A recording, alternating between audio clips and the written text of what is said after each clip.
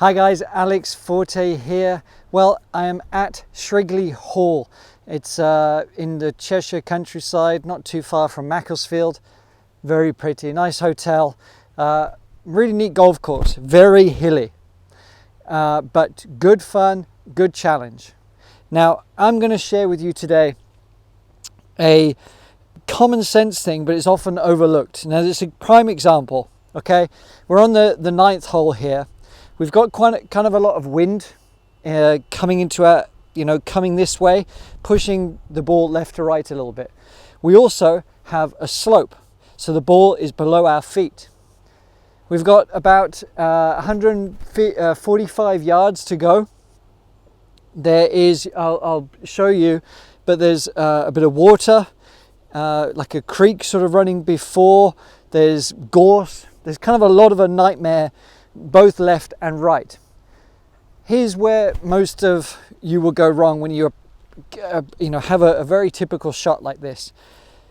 You will think, okay, 145 yards. Let's say that's a 7-iron. I'm just making a number up. Let's say that's your 7-iron. You think, okay, my perfect 7-iron is going to get me there.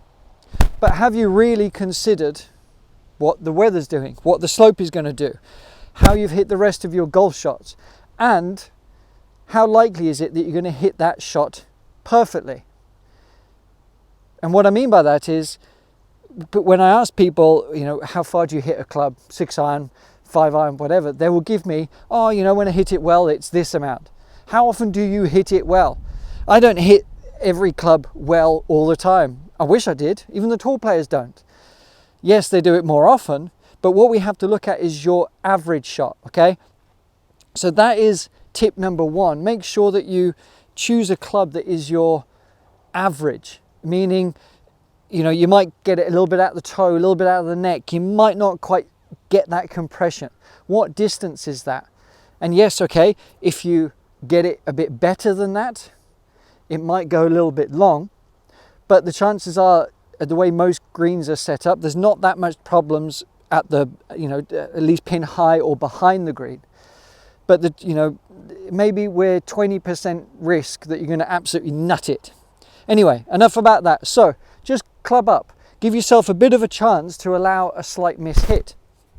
The next thing we want to do is, on a slope like this, especially if we've got this wind pushing us, it's very easy to sort of stand up and come out of the shot, or try and force it a bit too much to the left, and that's where we're going to get one out the neck and squeeze it sort of that way. We don't want to fight the slope. We don't want to try and hit a draw against it. We don't want to do anything. We want to make it dead simple. So what we need to do is aim a little bit further left, okay, to allow that curvature. But here's where I really want to make sure that you understand this. And this is actually going to help a lot of golf shots anyway. So it's not a bad thing to actually practice off slopes like this if you can. Because what it's going to encourage us is to stay on top of the ball a little bit more, to maintain those angles, to avoid that sort of lifting and that hyperextension. We want to keep the hands a little bit lower through the ball and sort of follow that slope just that little bit more. That's going to make sure that we stay down, that we collect the ball, that we get the ball, then the turf, and sort of stay along that path. That's what we want. Okay, so I've waffled enough. Let's put it into action. I've got a 9-iron here. All right, so as I said, the wind is pushing. I'm going to actually aim it at in between the Scottish and the Welsh flags that you can see up there. All right, so I'm drawing my intermediate point back to this way. And this is allowing a cut. That's what we're going to do. But when I tilt over a little bit more, it might feel a little bit awkward. But when I make that swing, the idea is that I'm going to be able to stay on top of it and compress the ball a little bit easier. So let's get to it. Actually, another little thing that you might want to try is gripping up the club just a smidgen, just to give you that little bit more sort of maneuverability, so you're not feeling like you're stooped all the way over. That's what I tend to do anyway.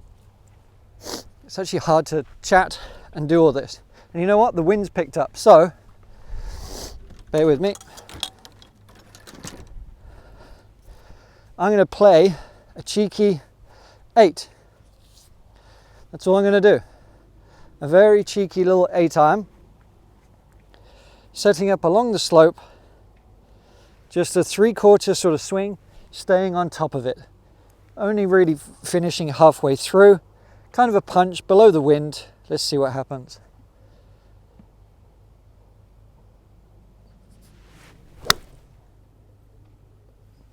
Caught a little bit clean, but it did what it did. And you know, that's the idea. If I had stuck with the 9-iron, that wouldn't have gone perfectly to plan. My swing there felt a little bit sort of inside and a little bit, you know, it just wasn't very comfortable. And part of that is I have to natter to use so much. So let's try another one. I'm not going to talk so much now. I'm actually just going to try and hit a golf shot. So bear with me.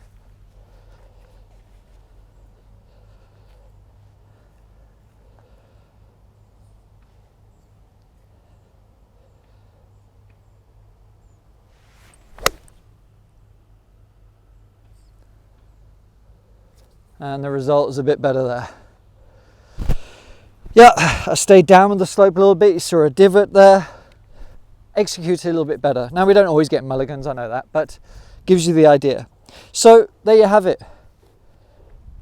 Don't fight slopes, and actually use it to get the swing sensations that we want, that are going to help you. And always choose the club that's going to give you the best chance of getting it all the way there. Don't just expect to nut it every single time, because you're going to make life harder for yourself. So there you have it. Hope you enjoyed that. Like and subscribe, questions below, and I'll see you next time.